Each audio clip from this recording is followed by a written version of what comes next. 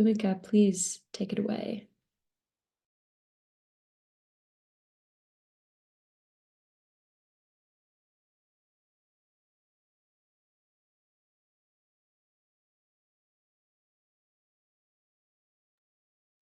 Hi, hello. I hope everyone can hear me. My video. Yes, we can hear you. Great. Great. Well, first of all, it's really great to be here. This is quite an honor. Thank you, Sadie and Harpreet, for the invitation. Really appreciate it and excited to be here with all of you. So yes, so Sadie mentioned my name is Bhumika. I'm a political economist, and I guess I would start with, first of all, laying out that I'm coming from about, 22 years at this point of being involved in the global justice movements, global economic and social justice. And my roots come from really growing up in Indonesia, in Jakarta, during the Suharto dictatorship in the 80s and 90s, really seeing how economic imperialism really plays out on the granular level.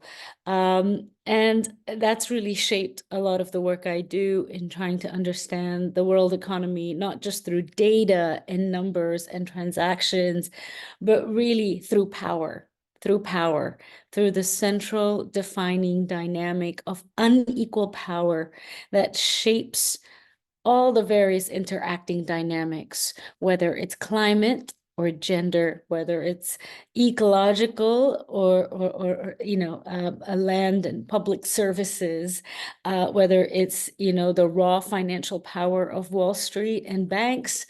I think the lens of power that was shaped from really growing up in that environment where you saw the unequal hierarchy play out on various levels is where I'm coming from. Especially then, the Asian financial crisis was a defining moment, and really seeing how the International Monetary Fund can come into a region and set it back by decades of progress and economic and social well-being. And, I think that was my first introduction to the International Monetary Fund, was just, through seeing the city I grew up in, Jakarta, erupt in flames of protests around the Asian financial crisis. This is 1997, 1998. But subsequently then, really observing and tracking how the International Monetary Fund seems to be at the center of every crisis. The various crises in the early 2000s, and then the defining crisis of the global financial crisis. And then we saw in COVID the last several years how the IMF has come back front and center, pushing through a resurgence of austerity today. So what I'm going to do is provide a political framework of climate reparations. And the political framework of climate reparations involves the climate debt nexus at the center. And climate debt nexus is an interplay in that there is a movement on climate debt, as in the carbon space that has been disproportionately taken up by the North. And that's at the center of climate reparations, but also the phenomenon of sovereign debt and the fact that we're in a, global South debt crisis today. So just the overview of what I will go through to provide a political framework that is centered on unequal power for climate reparations is to look at climate and debt today, but look at the structural, monetary, and financial roots of this debt that also tie into what is called the currency hierarchy, or the US dollar hegemony, or the way that money works in the global economy to continually reproduce inequality. Tie it to the historical thread of colonialism, and the fact that sovereign debt or debt injustice has a long thread tying back to colonial history. It didn't just appear with neoliberalism, and that we have colonial roots of debt that are operating past to present. And then tie it into ways forward, especially with regard to the cognitive empire or the epistemic justice in the way that we are taught and are familiar and operate within only one economic discipline, that of neoliberal, neoclassical economics, the free market mantra and regimes. And we don't learn enough of alternative, not to call them alternative, but to learn of the plural landscape of economic thinking, whether it's heterodox, dependency, ecological, feminist, and various indigenous and decolonial articulations of how, social and human relations can function.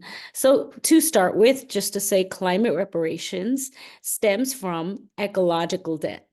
There's a long history that goes back to at least a century of a claim or a call for ecological debt. And now this goes back before climate change was quantified and made scientific as a crisis. So ecological debt then involves this extraction of resources and the environmental impacts from the colonial era to current day carbon era. Ecological debt was centered on land, right? It was centered on land as opposed to carbon emissions. So it was about how land was commodified and financialized, particularly through the lens of dispossessing indigenous and marginalized communities of rights, land, and livelihood. Now, evolving out of ecological debt is climate debt. So climate debt then takes it to carbon debt, right? What we know that the historical contribution to carbon emissions by the global north countries and regions from 1820, which is sort of the IPCC, the Intergovernmental Panel on Carbon on Climate Change in the UNFCCC, sort of earmark 1820 as the date that for industrialization. That is about the carbon debt. And that is a claim that all regions of the global south who endure disproportionate impacts from a warming climate while being responsible for a minority of the share of aggregate carbon emissions. And now global south includes Pacific Islands. And this central argument was really made within the climate change negotiations by the state of Bolivia in the Copenhagen climate negotiations in 2009. And it existed long before, but it was made into a central call of developing country states or negotiators in a way that had not been done before in the official UN arena in 2009. Okay, so let's go into this climate debt. In the 2 decades from 2000 to 2020, according to the Center for Research on the Epidemiology of Disasters, the least financially wealthy countries had the highest level of financial losses, almost 3 times higher than high-income countries, while enduring 23% of climate disaster-related fatalities, despite accounting for less than 10% of the world's population. I know we're all used to these sorts of statistics that show the sheer disproportionate gap between the wrongdoing or the responsibility, the industrial power, and then the vulnerability and the cost, the financial cost, the human cost. So all in total, we're talking about 75 to 80% of the financial and human costs of climate change is borne by the global south, despite being responsible for approximately 10% of global carbon emissions attributed to consumption. We know from all those statistics on inequality that the richest 10% globally produce approximately 50% of consumption-related carbon emissions. So, the word debt signifies the patterns and dynamics of unequal carbon exchange rooted in unequal production and consumption. And the flow of carbon emissions from rich to poor regions and communities constitutes a transfer that shifts the harms and costs while accruing benefits and profits. So debt isn't just a phenomenon that exists in terms of the math. It is also about an unequal relationship that is constantly playing out. So what is the central demand claim? The central demand claim is in the context of the climate change negotiations is that industrialized countries today owe new financial resource commitments under Paris Agreement Article 2.1c, but the financial resources, the climate financing, must not be in the form of loans. So this is, again, something we'll come back to, that 70% of climate financing today is in the form of debt-creating loans. It's not just financing, though. It's also the transfer of technologies and the halting or reduction of carbon emissions by the global north. So it's about a moral claim. It's about material resources. It's about technological access, then relates to intellectual property rights, but it's also about the stopping of a particular action. So it's a claim that has many different dimensions, right? What it clarifies is that this is a reparations, a redress that has many aspects: financial, technological, behavioral, and it does not constitute charity or aid. Rather, it is a moral obligation and repayment of an ongoing debt rooted in over 5 centuries of history. So, it's a powerful claim. Climate debt.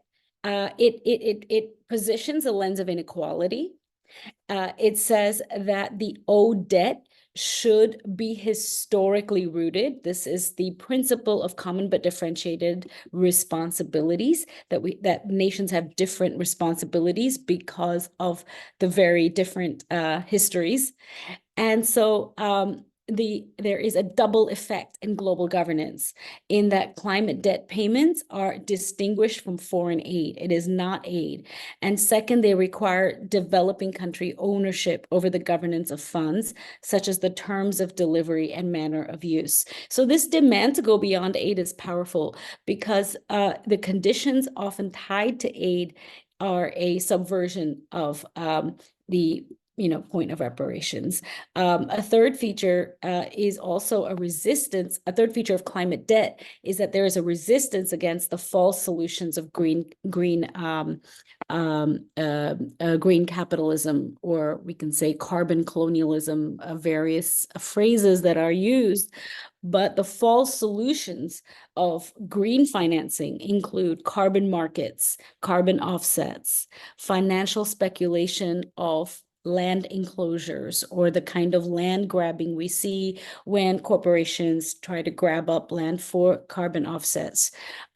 We see also a lot of corporate voluntarism, and that involves a push against regulation. And we see green technology solutions, for example, green hydrogen, without opening up access to environmentally sound technologies. So this mobilization of climate debt within the meta frame of climate reparations resists these false solutions and places emphasis on genuine reparations through these channels of financing, technology, and behavior. And the emphasis is on historical responsibility and the cultivation or the creation of equity, genuine equity. And genuine equity has to be situated historically. So coming from this, climate reparations and climate debt, in the last several years, I would say perhaps even in the last 10 years, there has been the interjection of what is often called, especially by climate justice movement activists, debt justice movement activists, the vicious cycle between debt and climate, the vicious cycle. So we know the Global South is currently in a historic debt crisis. 60% of low-income countries are in debt crisis. So many have defaulted, from Zambia to Suriname to Chad to Sri Lanka to Ethiopia. We know that the debt payments of the Global South skyrocketed by 120% between 2010 and 2021. So you can see, earmarked by the two crises of the last 15 years, that of the global financial crisis and COVID, we see a absolute astronomical historical surge of sovereign debt.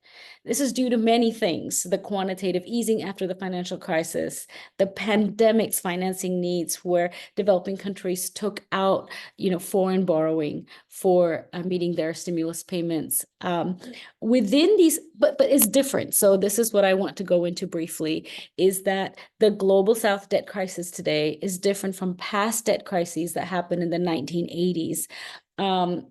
The reason why it's different is because half of the sovereign debt today from developing countries is to private lenders, it's to private institutional creditors, meaning asset management companies, Wall Street equity funds, large banks, especially the big banks, Chase, Barclay, Standard Chartered. But one of the key dominant actors is the asset management companies such as BlackRock, which we're all familiar with. These gigantic Goliath institutions that hold so much money and investment, and in which everyday peoples, teachers, nurses, and their unions have their pension and retirement funds wrapped up in these bond portfolios. So the fact that it's to private lenders makes it so much harder to restructure and have a fair restructuring process. So debt payments now amount to approximately 25% of total government spending across all developing countries. Now, this is a statistic thrown out, all the time. And we're familiar with hearing these 25% of total government spending, but I think to really visualize it, to really bring it home, it's that the debt payments is equivalent to 9.5 times what the governments are spending on health, 13.5 times what they're spending on social protection or any sort of a welfare, a social welfare function. And for the small group of countries that report climate spending, it is 32 times greater than climate spending. So the poorest countries today spend more than half of their public budget on repaying debt. Again, the 25% is an average, but the poorest countries spend more than half of their public budget on repaying debt today, which is a greater proportion than at any moment in the past 3 decades.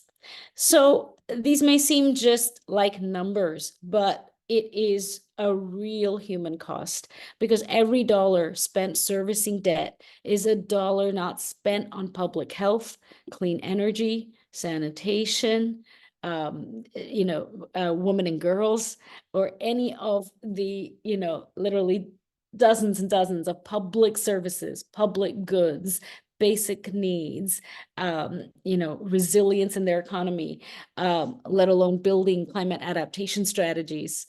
So these costs are then heaped on top of, the historical costs, where every climate disaster is more expensive to deal with in developing countries because of the absence of that historical infrastructure, right? The dams or the safeguards on the beach or irrigation systems or sanitation systems in rural areas. So when floods happen, when hurricanes happen, the impact is, that much times, exponentially times more than the impact, in rural UK or in, the mountains of Texas and California.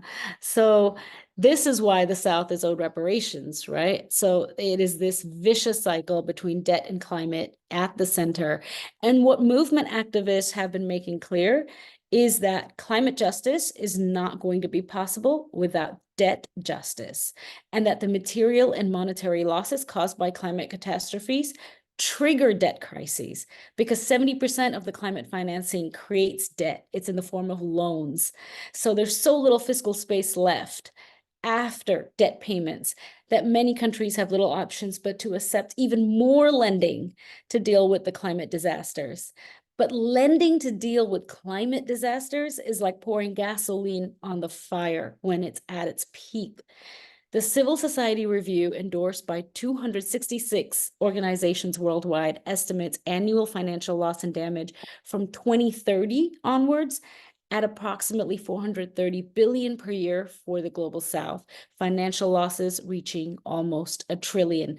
And the perversion to this vicious cycle really makes it comes into clarity when the very climate vulnerabilities make it even more expensive to borrow money. So the debt they do try to raise through their government bonds, through Euro bonds, is even more expensive in terms of the interest rates put on them than the debt that rich countries try to raise. Why? Because the biggest three credit rating agencies, Standard & Poor's, Moody's, and Fitch, that control over, 90% of credit rating, sovereign credit ratings.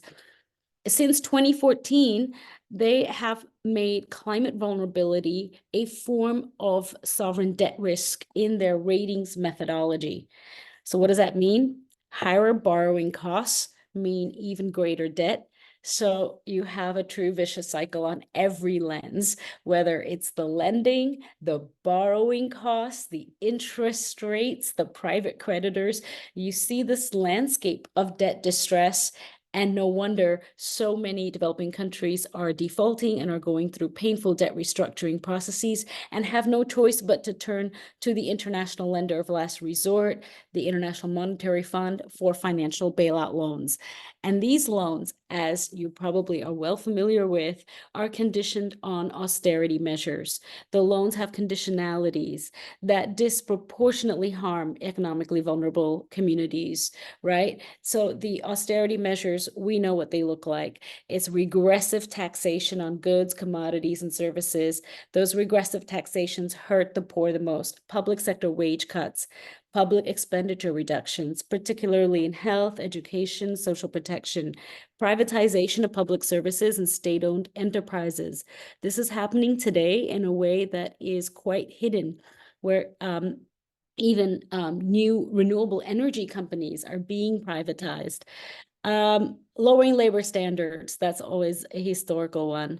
But even more so today, there's a financial deregulation that's taking place through central bank independence policies, inflation targeting, and with regard to climate and ecological, there's a natural resource extraction expansion, because many of these loans have natural resource, so mining, oil and gas is part of the plan to create revenues to pay back the debt. This is the unbelievable aspect of it, that the largest loan providing institution, the IMF, seems to be oblivious to the Paris Agreement. So whether it's the loan to Argentina right now, the loan agreement in Ecuador during the pandemic years, there is shale oil and gas in Argentina, and then in Ecuador there was lithium mining that was woven into the loan agreement. So we see how then this is the next layer. And, these layers keep going on. I'm just shedding light on some of the financial and structural economic layers. So, again, we come back to climate justice is impossible without debt justice, but that debt justice has to address the debt to austerity trap, right? Where the austerity measures today, it's not just the bread and butter public reduction, public budget cuts, but it's also the way in which they drive forward the natural resource extraction. So, let's zoom out, right? We're also talking about the historical manifestations of colonialism, racial capitalism, and inequality, where people of color and women in intersectional, marginalization get hit the hardest. So, women in the global south tend to be more dependent for their livelihood on natural resources and more dependent on public services for their well-being. So the climate emergency, when it is embroiled in debt and austerity, is really a full frontal attack on women today, whether it's through the access to healthcare or by the access to agricultural livelihoods. And this is just a small snapshot because there isn't scope to really go into a lot of these intersectionalities. So what I want to do to conclude is also to zoom out into the structural extractivism. And this leads us into what are the forces at play today in the world economy that continually reproduce the climate crises? So you've probably heard the term extractivism a lot. And I want to define extractivism as an economic development model at the center of climate reparations and the climate debt nexus that is based on largely unfettered resource exploitation that produces highly unequal benefits and impacts between North and South, but also within countries, within the class and social inequalities that divide every society, and that they are rooted in structural, political, and economic pressures that stem from the monetary and financial system that make extraction necessary to maintain financial stability and investability. Investability is an interesting term. I think it's relatively new, but it sort of conjures the need to stay investment friendly, or the need to constantly attract international investment to earn foreign exchange and to comply with the demands and desires of transnational corporations. So, governments support extractive sectors. We see that everywhere. But questioning why they are constantly trying to attract foreign investment through mining, through shale natural oil and shale and oil and gas, through plantation cash crops, through all sorts of manners that erode the climate resilience. When governments fully know where, the climate emergency they're in. So really questioning why do Global South, why do developing countries need to make themselves investable? Right? So going into the historical threads of how colonialism has created these extractive industries, because it was based on cash crops and mining and resources and plantations of cotton and sugar and timber and wood. We know there's a historical trajectory, but today the economic development model is about exports or economic suicide. So exports is not just an ideology, but it's also a material reality. It provides the foreign exchange, the international money that allows developing countries to buy food, allows communities to deposit their paychecks, allows the government to pay for key imports like technology and medicine. And in some cases, Global South governments even have to import basic food necessities. So, it isn't a choice. So what is the framework in which this extraction happens, right? The subsidies, the tax holidays, the loose environmental and labor standards has created a dependence on foreign exchange. And that dependence on foreign exchange or international money then keeps supporting extractive sector expansion.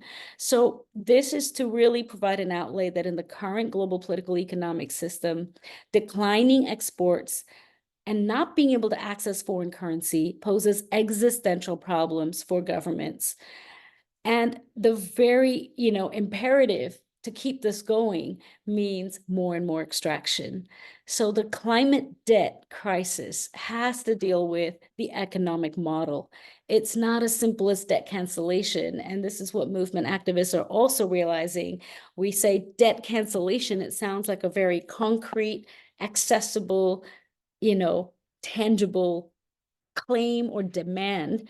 But debt cancellation will not alter this structure of extractivism, this dependence on foreign exchange, right, within an unequal political and economic order. So this is why the extraction and the structural limitations and foreclosure of sovereignty is at the heart of addressing climate reparations.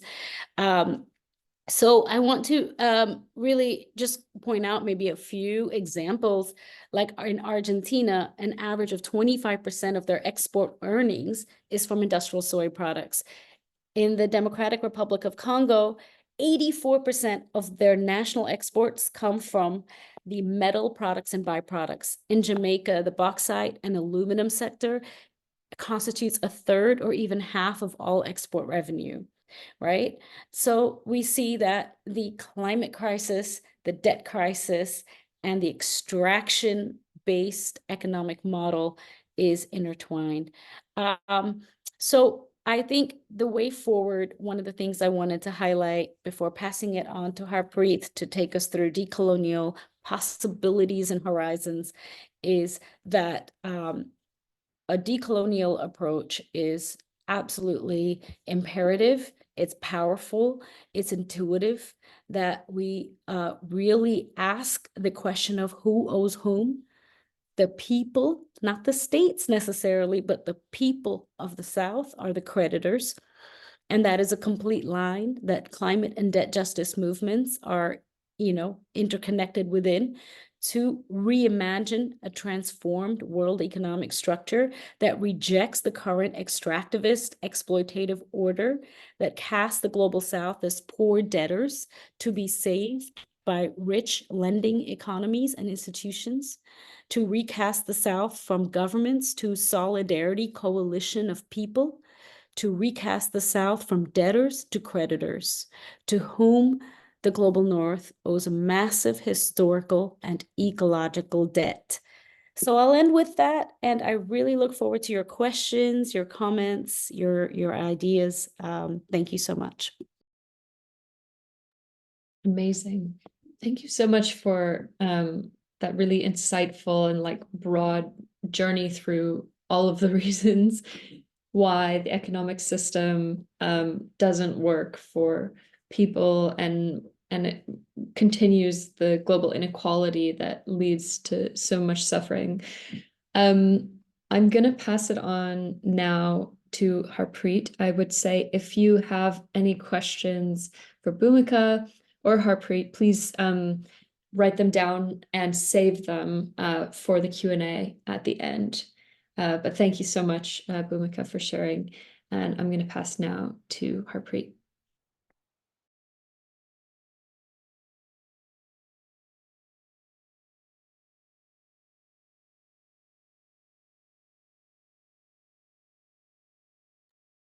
Hi, everyone. It's difficult to follow such a powerful presentation, but I'm going to try and speed through some ideas of alternative visions, hopefully so that we still get a chance to break out into small groups and hear from all of you.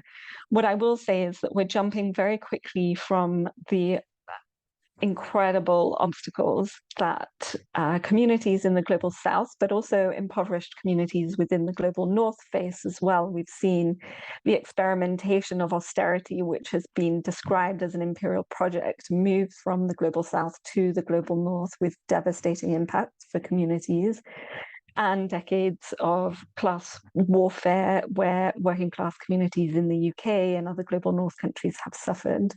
And we also know that the same type of inequalities that occur between the North and the South also occur within the North, so that those most impoverished within global North countries are also the most exposed to climate harms, health injustices, climate risks, flooding, and we saw that during COVID, and the climate crisis is another example of how racialized communities, women, disabled people, incarcerated people, people of color are disproportionately impacted in working class communities within the North too. So if we say that it's an economic model that's at the root of perpetuating harms, how can we think about redressing that? And I'm going to try and do that now in about 8 minutes through this presentation. What I will say is that that's an impossible task, and hopefully this is the first of other conversations, and we'd love to hear from you about what you would like to have next in this process. But also we'll be sharing some resources, making this presentation available and sharing some links as well. So Bhumika talked about colonialism as being at the inception of a movement towards designating people of color in the South and nature as things to be extracted from. Jason Moore describes slavery, colonization, and movement of peoples from rural areas with land-based relationships to urban populations with a gendered, racialized, and bonded workforce, allowing for some lives and extra-human nature to be cheapened. What we know from demands for climate reparations is that the result of this isn't being treated unkindly in the streets. For those communities facing huge flooding in Pakistan, for example, it's existential. For communities facing creepy salt water that's making it difficult to drink, to eat, it's existential. For communities that are being displaced by coastal erosion, it is existential, and it's a system that has continued in the way that Bhumika described, through continued extraction, through export, trade and investment agreements that allow corporations not to invest in the countries and communities they're extracting from. And we also know that state entities support this extraction. They enter the trade and investment agreements. They allow for fossil fuel intensive industries, from fossil fuel companies themselves to industrial agriculture institutions, to receive a lot in subsidies, but also allow for private trading into devastating industries and provide them with relatively strong protection, while workers in those industries are marginalized and communities that are on the receiving end of environmental and economic and climate disasters are marginalized too. So there's an economic element, economic power, state power, but also power that permeates in communities and families based on identity, whether it's caste, impoverishment, identity being LGBTQI, gender, age, disability, migration status, and so many others, that when you're exposed to a climate disaster, leaves you so much more exposed. So where do we go from here? Black theorists have said that all of this means that we must not only reevaluate our energy use. If we were to do that and retain our current economic system and way of making decisions, we would end up with a green colonialism, with a form of green capitalism, where countries and communities can, for example, a municipality in Germany spoke about how great it was that their tanks had solar panels on them. This continued militarization, but with solar panels, or a continued extraction of land, but for massive battery storage or solar panel storage, without the benefits going to the communities that need them, and especially for countries in the north of Africa, with that energy being exported for use in Europe rather than the communities where it's being generated. So these are often, when I've done sessions like this in a very participatory way, some of the words that people have spoken to when they think about what it means for where we go from here. What does it mean when Davis and Todd say we need modes of governance, racial justice, understanding of ourselves as human, and our relationship with other than human kin and the land itself to be reevaluated? Some of these terms you may be more familiar with than others. Some of them take from working class movements, union movements, invested in connecting workers across the world in solidarity through infrastructures that allow people to leverage their labor as a form of power. But others may be less familiar with, from the cooperative movement engaged in mutual aid and building alternatives, to indigenous communities in the Andean, with the Sumac course, say often translated into Spanish as when we've there living a good life, living a life that's interconnected with nature, that's equitable and reciprocal, as is understood by the other concept from the Andean, the Aini, which finds similarities in the concept of seva from the Indian subcontinent, often inaccurately translated as charity. What we're not talking about here when we're talking about visions for alternatives is just for a moment to give ourselves the freedom not to imagine an alternative to be to vote for a Democratic or Labour Party. Hopefully, we've all seen in the past few years that, and months in particular, currently what that means is having the opportunity to vote for two genocidal parties or having the opportunity to vote for two parties that are maintaining racialized borders. For a moment, we wanted to take a step outside of that and really be hopeful that we can come together and recreate what it means to be in democracy, to be in community with one another. What would it mean if that wasn't a form of decision making that had been channeled by elite power, and instead that we could come together? And many of these ideas take from Indigenous scholars like Coulthard, who have talked about direct action, taking back ideas from the past, but refashioning them in the present. But it's also important to remember here that for some communities, particularly those in Sudan, in Western Sahara, in Palestine, this is a current struggle for liberation in the way that Fanon wrote about. So various different scholars have come up with various different ideas for societies based on classlessness, solidarity, self-management, diverse outcomes, kinship, ecological stewardship, municipalism, nourishing the land and the environment, and direct democracy and co-ops.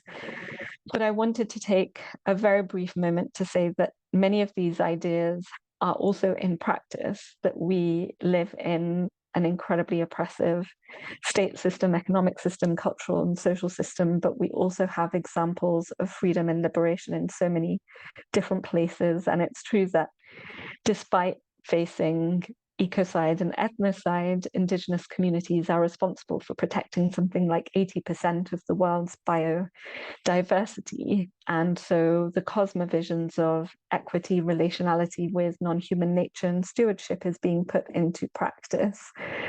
In places like Rojava and Bakur, there have been attempts to put into practice various different ideas for bringing women's groups together in cooperatives and co-owning ways of making things. And that's a system that's also been replicated in, well, these ideas have been replicated in other places too, from land redistribution by the MST in Brazil to the Zapatistas to I would say even proposals like the Lucas Plan in the UK, where we saw workers in the 1970s call to bring their workplaces into worker ownership and produce socially productive materials like solar panels and air pumps and heat pumps. And so we have movements like that that are trying to replicate that in places like Italy at the moment too. So these alternatives are happening in practice, and I'll stop there. I just wanted to say thank you so much to everyone for joining us today. If you haven't already, I think probably most of you will be, but if you're not signed up to our newsletter for the Climate Reparations Network, you can do so at that link, which I've just put in the chat.